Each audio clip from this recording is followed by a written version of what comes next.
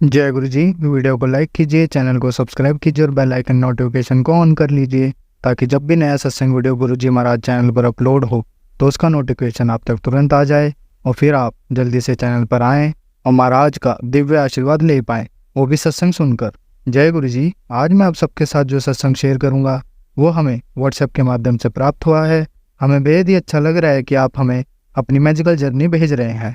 संगत जी ऐसे ही अपने प्यारे प्यारे सत्संग हमारे साथ शेयर करते रहें, चाहे आप हमें व्हाट्सएप पर हिंदी में टाइप करके भेजें या फिर नोटबुक में लिखकर या फिर ऑडियो रिकॉर्ड करके। हमारी आपसे सिर्फ एक छोटी सी विनती है, जब भी आप अपना नया सत्संग रिकॉर्ड करें तो उसको एक शांत वातावरण में ही रिकॉर्ड करें। संगत जी आज जो हम सत्संग सुनेंगे वो एक गुरु भक्त आंटी जी का है और आंटी जी अपनी पहचान गुप्त रखना चाहती है जो हम समझ सकते हैं। चलिए आज का ये सत्संग हम आंटी जी के बोले हुए शब्दों में ही हम सब सुनते हैं। बहुत ही अद्भुत सत्संग शेयर करा है आंटी जी ने। आज आप इस सत्संग को ध्यान से और अंत तक सुने जिससे महाराज का दिव्य आशीर्वाद आप सभी को मिल सके। आंटी जी ने जैसा सत्संग हमारे साथ शेयर करा है वैसे ही आप सबके साथ इस सत्संग के माध्यम से साझा करने जा रहे हैं। इसलिए आप सभी संगत सत्संग के अंत तक बने रहना और सत्संग को बहुत ध्यान से सुनना और सत्संग को बीच में ना छोड़ें, क्योंकि सत्संग सुनने वाले का भी कल्याण होता है और सत्संग करने वाले का भी। और हो सकता है जो आप आज सत्संग सुने उससे आपको भी अपने कई सवालों के जवाब मिल जाएं। चलिए सत्संग शुरू करते हैं। जय गुरु जी। जय गुरु जी। शुक्राना गुरु जी। सभी संगत को जय गुरु जी। मैं अपना दूसरा शुक्राना सत्संग आप सबके साथ साझा करना चाहती हूँ और सबसे पहले आप सभी का बहुत बहुत शुक्रिया, बहुत बहुत शुक्राना आप सभी का जो आप मेरा सत्संग सुन रहे हैं। गुरु जी महाराज कहते हैं कि सत्संग सुनाने वाले का भी भला, सुनने वाले का भी भला। और सत्संग सुनने से हमें बहुत सारे ऐसे सवालों के जवाब मिल जाते हैं जो कहीं ना कहीं हमारे दिल में होते हैं। हो सकता है कि गुरु जी महाराज ने ये सत्संग मुझसे कहलवाया, तो हो सकता है बहुत सारे लोगों को अपने सवालों का जवाब मेरे सत्संग से मिल जाए। तो मैं सत्संग शुरू करने से पहले गुरु जी का मंत्र जाप करना चाहती हूँ। ओम नमः शिवाय, गुरु जी सदा सहाय। ओम नमः शिवाय, शिव जी सदा सहाय। ओम नमः शिवाय, शिव जी सदा सहाय। ओम नमः शिवाय, गुरु जी सदा सहाय। तो मैं अपनी जर्नी पहले सत्संग में बता चुकी हूँ, पर मैं ये बताना चाहती हूँ कि गुरु जी महाराज की बड़ी बड़ी कृपा है मेरे ऊपर। और जब से मैं गुरु जी से जुड़ी हूँ मुझे खुद ब खुद एक सब्र आने लगा है। दुखों की तो खैर कोई वो नहीं है कि दुख तो हर किसी के लाइफ में होना बहुत ज़रूरी। क्या पता मेरे को इतनी परेशानियाँ, इतने कष्टों की वजह से ही मैं गुरु पास से जुड़ पाई हूँ, और इसका भी बहुत बहुत शुक्राना गुरु जी। मैं तो क्या बोलूँ, मतलब गुरु जी से जो एक बार जुड़ गया तो उसको किसी की ज़रूरत नहीं है। और ये चीज़ मैंने बहुत महसूस की है। जब से मैं गुरु जी से जुड़ी हूँ मुझे बहुत सब्र आने लगा है, मैं बहुत सुकून में रहती हूँ। और मैं ये भी जानती हूँ मुझे किसी चीज़ की ज़िद है, मुझे ये चाहिए, तो गुरु जी को पता है कि मैं जिस चीज़ के लिए ज़िद कर रही हूँ वो मेरे लिए सही है या गलत है। तो मैं गुरु जी से कहती हूँ कि गुरु जी अगर आपको लगता है कि ये मेरे लिए ये चीज़ सही है तो आप वही करो। भले ही मेरा मन कितना भी पिघले, मेरा मन कितना भी बेचैन हो, पर आप मुझे संभालो। मुझे नहीं पता, बस मैं ये कहती हूँ कि आप मुझे संभालो। मुझे इतनी हिम्मत दो कि मैं उस गलत चीज़ की इच्छा मन में ना लाऊं और अपने आप को समझाऊं कि मेरे लिए मेरे गुरुपा ने यही चीज़ चुनी है तो ये सही है। क्योंकि हमें नहीं पता कि हम जिस चीज़ की चाह कर रहे हैं वो हमारे लिए सही है कि नहीं, लेकिन गुरुपा को तो सब पता है। हे गुरु जी महाराज, हमेशा आप मेरे साथ रहना, मेरे अंग संग रहना, मेरा मार्गदर्शन करना। और मैं ये जानती हूँ कि वो मेरे साथ हैं, मेरे अंग संग हैं। बस मेरे अंदर जो थोड़ी सी बेचैनी है, तकलीफ़ है, उसको आप दूर करना। मैंने अपने पहले सत्संग में बताया था कि मैं एक बीमारी के साथ मैं जूझ रही हूँ और वो परेशानी मुझे जनवरी से हुई।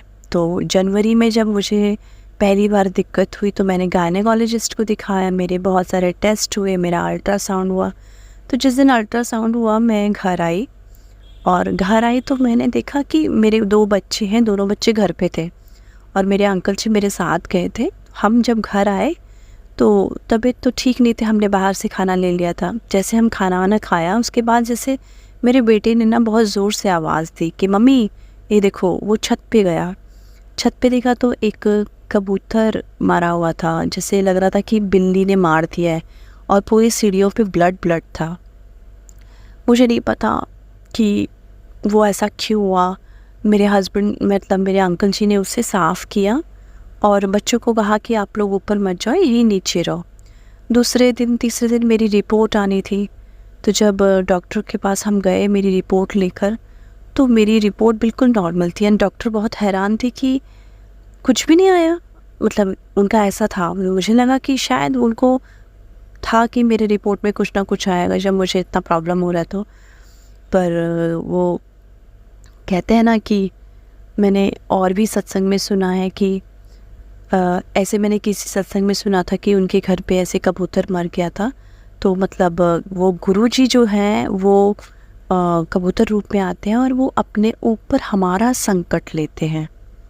तो बहुत बहुत शुक्राना मेरे गुरु का। मुझे नहीं पता वो कैसे आपने मेरा संकट काटा और कैसे वो मेरी रिपोर्ट तो मेरी डॉक्टर भी हैरान थी कि मेरी रिपोर्ट सब नॉर्मल है। फिर कुछ टाइम के बाद मैंने मतलब दवाई गोली बंद कर दी। ठीक है कि चलो मैं ठीक हूँ, लेकिन फिर मुझे वही दिक्कतें होने लगी। अब इस बार क्या हुआ कि मैं सोच रही थी कि अब क्यों मुझे दिक्कत हो रही है, मुझे फिर डॉक्टर के पास जाना पड़ेगा। मैं फिर डॉक्टर के पास गई तो डॉक्टर ने फिर मुझे चेक किया, तो फिर उन्होंने बोला कि आपको गांठ है और आपको सर्जरी करवानी होगी। तो मैं बहुत डर गई कि मैं तो प्रॉब्लम दूसरा था और यहाँ जब मुझे चेक किया गया तो पता चला कुछ और ही दिक्कत है, जैसे रसौली टाइप होता है वैसे। तो चलो कोई नहीं है, हमने सोचा कि चलो पहले वही दिखा देंगे डॉक्टर को, पहले सर्जरी करवाते हैं सबसे पहले। 1 डेट ली, 2 डेट ली। फिर इसी बीच मुझे याद था कि मेरे बेटे को एक मैसेज आया था कि हमें बड़े मंदिर आना है 31 मई को। तो हम लोग बड़े मंदिर गए थे। तो उस वक्त मुझे ऐसे कोई दिक्कत नहीं हुई थी, बस थोड़ा सा जिस दिन मुझे जाना था उस दिन मैं 5 बजे उठ गई और उठ के मुझे ना बिल्कुल भी ऐसे मैं पैर रख के चल नहीं पा रही थी, मुझे इतना पेन हो रहा था, मेरा सर भी दुख रहा था। अब मैं ये सोच रही थी कि आज हमें जाना है, और जिन आंटी ने मुझे गुरुजी से जोड़ने में मदद की है, मतलब उन्होंने जो मुझे बताया था गुरुजी के बारे में, तो उन्हीं के साथ मुझे जाना था। उनसे मेरी बात हो गई थी कि हम बड़े मंदिर जाएंगे। अब हम बड़े मंदिर के लिए बोल तो दिया मैंने, मेरा छोटा बेटा भी मेरे साथ तैयार था। मेरे अंकल जी ने जो 2-3 दिन पहले जो गुस्सा कर रहे थे, कोई कहीं नहीं जाएगा, तबीयत ख़राब है, ये है वो है, तो उनके लिए भी मैंने गुरुजी से कहा था, गुरुजी अब आप ही बुलाने वाले हो, आप ही करने वाले हो, तो मैं क्या कर सकती हूँ। अगर आपने मुझे बुलाना है तो आप ही, मतलब सबका मूड ऐसा बन जाए कि मुझे जाने की परमिशन मिल जाए। तो मेरे अंकल जी ने भी कुछ नहीं कहा। जो मेरे ससुर जी हैं और मेरी सास जो हैं, उनसे भी मुझे था कि मेरे को पूछना पड़ेगा। अब मेरी सासू माँ मेरे घर पर नहीं थी, मेरी ननद के घर पे थी, पर मेरी सासू माँ ने मुझे समझा और उन्होंने मेरे ससुर जी को मतलब कहा कि उसको जाने दो और किराए के जो भी हैं वो दे दो पैसे वैसे। तो गुरुजी वो सब तो हो गया था। अब आई बात कि मैं हेल्थ वाइज इतनी सही नहीं थी कि मैं खड़े होके चल पाऊँ। मैंने गुरुजी का नाम लिया, मैंने उनका जल प्रसाद लिया और मैं मन ही मन सोचने लगी, हे गुरुजी मैंने टाइम दे रखा है 8:30 बजे का, और मैं जा पाऊँगी क्या। मैंने जय गुरुजी उनका मंत्र जाप किया, मन ही मन मैंने गुरुजी को कहा, गुरुजी अगर शायद मैं खुश नसीब नहीं हूँ इतनी कि आपने मुझे कहा 31 मई को आना है, तो मैं 31 मई को आ पाऊँ, जैसी आपकी मर्ज़ी। ये बोल के मैंने अपने मन को समझा लिया। पर मैं धीरे धीरे ना घर के काम करने लगी कि अगर मैं ठीक हो गई, थोड़ा सा मुझे आराम हो गया तो मैं चली जाऊंगी। जैसे जैसे मैंने थोड़ा सा समय बीतता गया, 7 बजे, साढ़े 7 बजे मेरे सर का दर्द और मेरी जो हालत थी वो बिल्कुल ठीक हो गई। आप यकीन मानो या संगत जी, ऐसा लग ही नहीं रहा था कि मुझे कोई परेशानी है। और मैंने फिर फटाफट नहाया, अपने मंदिर में पूजा की, अपने बेटे को उठाया। बेटा भी मेरा उठ नहीं रहा था, तो मैंने कहा बेटा आज ही का मौका है, अब अगर आप चलते हो तो ठीक है, फिर मत कहना कि आपको मैं लेकर नहीं गई। वो भी उठा, फटाफट नहाया। जल्दी से हम तैयार होके 8:30 बजे वो दीदी के यहाँ पहुँच गए। फिर उनके यहाँ से हमने मेट्रो से बड़े मंदिर गए और हम बहुत अच्छे से मंदिर पहुँचे। और वहाँ हमने लंगर प्रसाद वो सब हमने किया। उस दिन पैकिंग करके हमें मिल रहा था, क्योंकि वो उस दिन समाधि दिवस था। तो कुल्फ़ी प्रसाद और कॉफ़ी प्रसाद तो हमने वहीं पर लिया, और बाकी हम अपने पैकेट्स जो थे हमें मिले हुए थे पैकिंग किए हुए, वो हम ले आए। तो जिसमें से हमने एक खोल के हम माँ बेटे दोनों ने मिल के खाया उसको अच्छे से, और एक हम अपने घर ले आए ताकि हमारे घर में सबको वो प्रसाद मिले। और हम बहुत सारा जल प्रसाद भी लेकर आए। तो मेरा बेटा ना क्या कर रहा था कि एक्स्ट्रा मिल जाए, इसके चक्कर में वो दोबारा गया। तो वहाँ पे एक अंकल जी थे, बोलते ओए तेनू कितने बार बोला, एक ही बार मिलना है। तो मेरा बेटा कहता है मम्मी वो ना मुझे ऐसे बोल रहे। मैंने कहा हाँ बेटे, गुरुजी कह रहे हैं जो जिसकी जितनी चीज़ है उसको उतना ही लेना है। लेकिन फिर हमारे साथ वाली दीदी वगैरह सब जो थे ना, सब हम लोग एक बार और जल प्रसाद लेकर आए कि भाई गर्मी बहुत थी। लेकिन जितनी गर्मी थी ना, उससे ज़्यादा हमें वहाँ पहुँचने की, गुरुजी के मंदिर का दर्शन करने की, गुरुजी को देखने की जो हमारी उत्सुकता थी ना, उससे ज़्यादा कुछ नहीं था। ना हमें गर्मी लग रही थी, ना हमें कुछ हो रहा था। हम बस बहुत खुश थे उस दिन, माँ बेटा बहुत बहुत खुश थे। और मेरे बेटे को ब्लेसिंग भी मिली, उसको एक लॉकेट स्वरूप भी मिला गुरुजी का। और उन्होंने कहा कि अगली बार मंडे को आना तो तुम्हें पॉकेट स्वरूप भी मिलेगा। तो भगवान मतलब गुरुजी और मेरे गुरुजी महाराज की ऐसी कृपा बने कि मैं अब जल्दी ही जा पाऊँ मंडे को। मेरा बड़ा बेटा भी जाना चाहता है।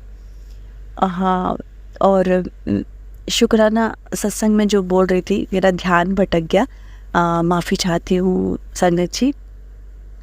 तो आपको पता है, उस 31 मई के बाद जब हम मंदिर से आ गए, फिर मैं डॉक्टर के पास गई और मेरा डेट मिला सैटरडे का। तो सैटरडे को मैंने गई और बाकी के सारे टेस्ट हुए मेरे, और मेरी सर्जरी के लिए मैं पहुंच गई।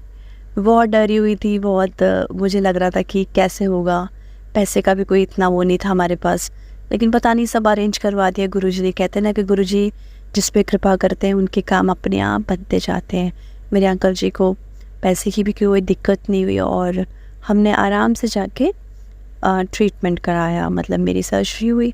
मैं जब गई टेबल पे एडमिट होने, तो मेरे मन में सिर्फ जय गुरुजी चल रहा था। हे गुरुजी महाराज, अब आप ही देखना सब कुछ, मुझे नहीं पता। जब मुझे वो एनेस्थीसिया जब लगाते हैं ना, जब ऑपरेशन से पहले, तो वो लगाया तो मेरे मन में बस यही चल रहा था, ओम नमः शिवाय, शिव जी सदा सहाय, ओम नमः शिवाय, गुरु जी सदा सहाय। मैं उनका मंत्र जाप किए जा रही थी और मुझे ऐसा लगा जैसे मैं आँखें जैसे बंद होती गई थी। मैं बादलों में एकदम से, होता ना कि बादलों में पूरा सफ़ेद सफ़ेद बर्फ़, और बादलों में ऐसा लग रहा था जैसे गुरु जी महाराज और मैं उनके पीछे पीछे जा रही हूँ। फिर कब मेरी आंखें बंद हो गई मुझे नहीं पता। मैं जब वहाँ से निकली बाहर तो मुझे होश आया शाम को 5:30-6 बजे, और 6 बजे 5:30 बजे मुझे होश आया। उसके बाद डॉक्टर ने कहा कि सब कुछ नॉर्मल है, ठीक है और अच्छा रहा सब कुछ, तो आप आज ही इनको डिस्चार्ज कर देते हैं। फिर मैं रात को 9:30 बजे मेरे अंकल जी के साथ आई हॉस्पिटल से, और मैं टोटली अभी रेस्ट पे थी और 2 से 3 दिन मैंने रेस्ट किया और मैं पड़े पड़े अपना गुरुजी का मंत्र जाप करती और उनका सत्संग सुनती। आप यकीन मानोगे गुरु जी की इतनी कृपा हुई कि मुझे ऐसा लगा ही नहीं कि मेरे साथ इतनी बड़ी चीज़ें हुई है। मैं बहुत नॉर्मली थी और कोई मुझे टचवुड कोई ऐसा पेन नहीं था, कोई ऐसी तकलीफ़ नहीं थी, जैसे कि गुरुजी ने मुझे कोई तकलीफ़ होने ही नहीं दी। मेरी माँ है, काली माँ को मैं बहुत बहुत करती हूँ, और मेरे गुरुजी महाराज, आपने मुझे सँभाला, मुझे मेरे को इतनी बड़ी परेशानी से बाहर निकाला। मैं आज बिल्कुल ठीक हूँ।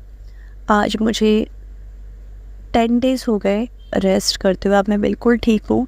मैं अपने घर के काम भी कर पा रही हूँ, किचन के काम भी कर पा रही हूँ।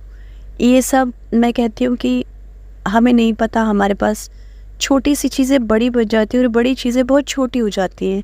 तो जो भी गुरुजी से जुड़ते हैं ना, उनकी परेशानियाँ तो आती हैं, मुसीबतें तो आती हैं, लेकिन वो एक छोटी कंकड़ी के बराबर, एक छोटी सी चीज़ के बराबर हो जाती हैं। क्योंकि कहते हैं ना कि हमारे कर्म हैं, और हमारे कर्म हैं तो हमें वो तो भुगतने पड़ेंगे। लेकिन आप जब गुरुजी महाराज के चरणों में आ जाते हो, उनका आपको आशीर्वाद मिलता है, तो गुरुजी अपनी संगत को ऐसे कैसे छोड़ सकते हैं। गुरुजी ने मुझ पे बहुत बहुत कृपा की है। मैं उनका बहुत बहुत शुक्राना करना चाहती हूँ, मेरे गुरुजी महाराज की बहुत बहुत शुक्राना मेरे गुरुजी महाराज, और आप सभी संगत को बहुत बहुत शुक्राना। और मैं अपने गुरुजी महाराज से प्रार्थना करती हूँ, मैं उनसे अरदास करती हूँ कि जितनी भी संगत मेरा ये सत्संग सुन रहे हैं, और जिन अंकल जी ने मेरा ये सत्संग आप लोगों तक पहुँचाया, आप सभी की सभी मनोकामनाएं पूर्ण हो। आप पर गुरुजी महाराज की असीम कृपा बरसती रहे। अनंतम अनंतम शुक्राना मेरे गुरुजी महाराज। और भी मेरे साथ बहुत छोटे बड़े हमेशा कोई ना कोई सत्संग होता रहता है। मैं जानती हूँ हमारे जो कर्म है वो तो कटने ही है, लेकिन ये तो है कि गुरुजी से जो जुड़ा है ना, उसको वो चीज़ें चुटकियों में ख़त्म हो जाती हैं। तो मैं बस आप सभी का शुक्राना करते हुए, गुरुजी का शुक्राना करते हुए अपने शब्द को यही विराम देती हूँ। जय गुरुजी, शुक्राना गुरुजी, अनंतम अनंतम शुक्राना मेरे गुरुपा, आपका लख लख शुक्राना। ओम नमः शिवाय। शिवजी सदा सहाय। ओम नमः शिवाय। गुरुजी सदा सहाय। संगत जी, अगर आपको आज का सत्संग अच्छा लगा हो तो आप इस सत्संग को और संगत के साथ ज़रूर साझा करें, जिससे वो भी महाराज का दिव्य आशीर्वाद प्राप्त कर सके। जय गुरु जी।